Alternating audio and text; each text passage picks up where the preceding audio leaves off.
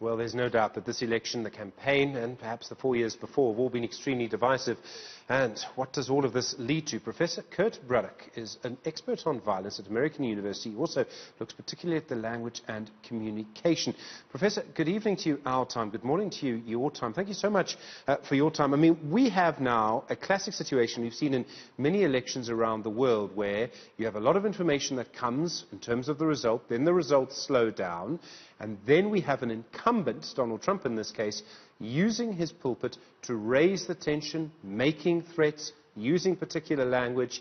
What can we read into what could happen next as a result? Yeah, unfortunately, this is something that a lot of the pundits and the election experts warned about for weeks leading up to the election, and we got the perfect storm as to what was going to happen.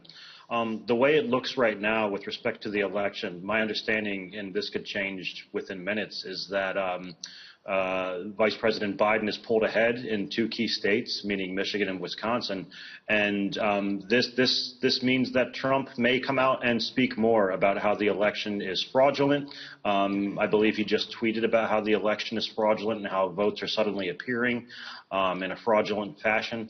If this takes hold among his more extremist constituents, I am worried that we could see some violence from some of those constituents, given how long he's planted the ideological seed that there is some fraud going on with the election, of which there is no evidence. And I mean, what this boils down to is how disinformation works. You don't lie once, you lie again and again and again and again and again, and over a period of 6 years or something, you might start to believe the sky isn't blue anymore.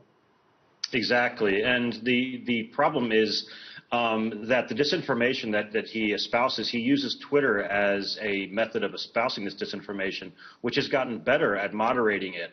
But still, once a tweet goes out, it gets picked up by some of his more extremist followers, followers like the Proud Boys, some QAnon members.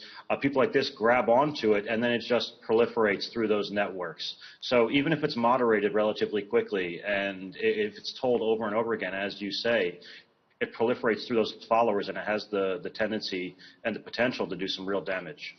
Talk to me a little bit about the Proud Boys, because until he spoke about them at the debate and that famous phrase, stand back, stand by, I mean, I don't think most people in South Africa would have known who they were, and yet he's generally been accused of encouraging a right-wing, white supremacist group. Yeah, and you can't really be blamed for not knowing who the Proud Boys are. I would argue that most people in the United States didn't know who the Proud Boys were until they were brought up and he told them to stand by. So the Proud Boys, their platform is largely they're considered male supremacy extremists. They overlap quite a bit with white supremacists and kind of that far right extremist sphere. They often they deny this label because they do have some individuals who are part of the group who are in fact non-white. So they use that as a way to say that they're not white supremacists, but a lot of their platform is white supremacist in nature. In recent weeks, especially since the stand back and stand by comment, they've become almost a de facto I don't want to say private army because Trump isn't telling them what to do directly, but a lot of his comments, because they embolden them, they have become more vocal, they've become more active, and they've become more emboldened to engage in stuff that bumps up against violence. So the Proud Boys, they're largely considered a male supremacy group with white supremacist tendencies, and the emboldening they got from Trump's words has brought them, it's given them quite a bit of notoriety, and it's emboldened them to engage in more violent activity.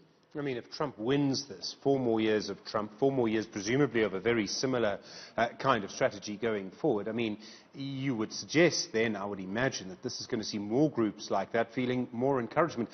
I hate to put it to you, but you know, as an expert on violence and communication, could we see more incidents of violence in the United States? Yeah, I've been saying this since the proliferation of disinformation, specifically in relation to the election, has really gotten a lot more attention.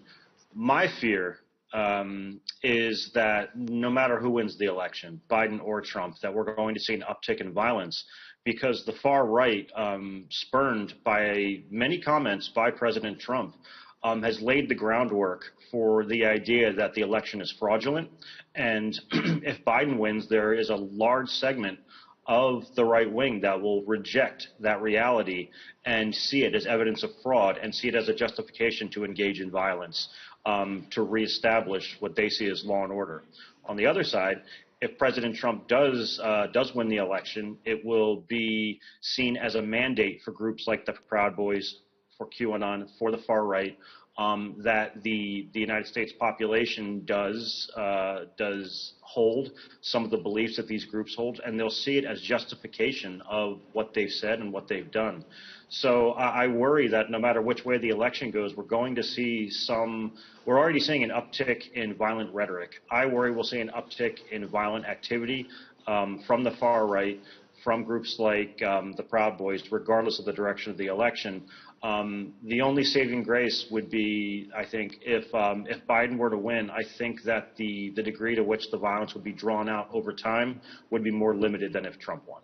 And I suppose, again, the longer that this period of uncertainty, that we don't have a result, goes on, the greater the potential for violence.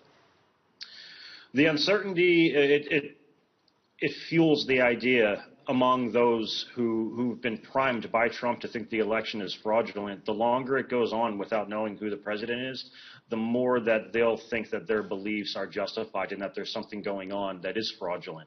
The ironic part is that the reason that it's taking so long to count votes in some of these key states, in Michigan, Wisconsin, and especially Pennsylvania, is because many in Trump's party fought the votes being counted early. So it's a strange irony that the reason that there is more likelihood for there to be uncertainty surrounding the election and increased aggression towards the election because of ideas surrounding fraud is that because the votes couldn't be counted early. Now, I am heartened. I've been talking very doom and gloom, but I am heartened to see that many within Trump's own party have disavowed and rebuked him for what he said last night about how he's already won the election. Many of the individual states, their boards of elections, have ignored what he said in terms of stop the counting of the votes, and they're counting anyway. So it seems as though the election here is moving forward as normal. And honestly, counting after an election is completely normal.